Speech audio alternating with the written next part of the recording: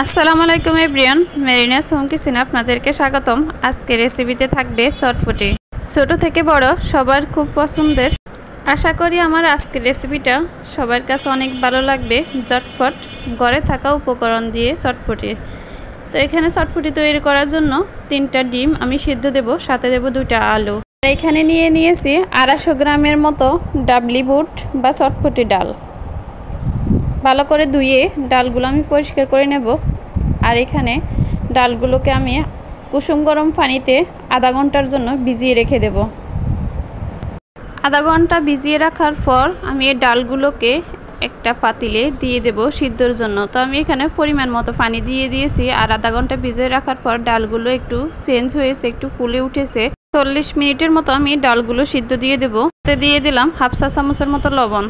এর ফাঁকে আমি তেঁতুলের টকটা তৈরি করে নেব। তো এখানে নিয়ে নিলাম 250 গ্রামের মতো তেঁতুল। 1.5 কাপের মতো পানি নিয়ে নিলাম। 1 থেকে 2 মিনিট তেঁতুলটা একটু ভিজিয়ে রাখলে নরম হয়ে আসবে, যেহেতু পাকা তেঁতুল। নরম হয়ে আসার পরে তেঁতুলগুলোকে হাত দিয়ে কষলে তেঁতুলের কাঠটা বের করে নেব আর উপর থেকে আঁশগুলো ফেলে দেব।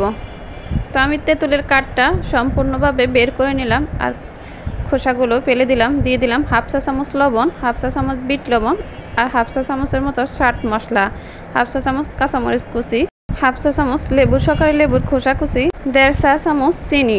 এখানে টক একটু বেশি হওয়ার কারণে সামান্য আর একটু চিনি আমি অ্যাড করেছি। আর 1/2 চা চামচ চিলি ফ্লেক্স দিয়ে সবগুলো উপকরণ ভালো করে মিশিয়ে নেব। এখন দেখব একটু গাঢ় হওয়ার কারণে আমি সামান্য একটু পানি মিশিয়েছিলাম, তার একটু পাতলা করে নেব। চটপটির টকটা রেডি হয়ে গেল আর এই ফাঁকে বুটগুলো সিদ্ধ হয়ে গেল। পারফেক্টভাবে বুটগুলো সিদ্ধ হয়ে গেল। আর একটা বুট আমি চেক করে দেখে দিচ্ছি, কিছু বুট একবারে গলে যাবে আর কিছু আস্ত থাকবে। এই পর্যায়ে আমি এর সাথে 2টা সিদ্ধ করা আলু ম্যাশ করে নিয়েছি, আলুগুলো দিয়ে দেব। আলুগুলো আমি ভালো করে ডালের সাথে মিশিয়ে নিলাম।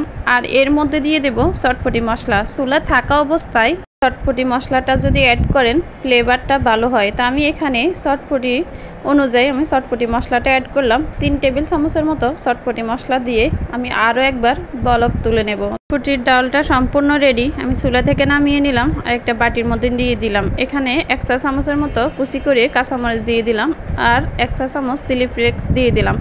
1/2 চা চামচের মতো বিট লবণ দিয়ে দিলাম। এখন দিয়ে দেব পরিমাণ মতো ধনিয়া পাতা কুচি আর 1.5 কাপ পরিমাণ পেঁয়াজ কুচি।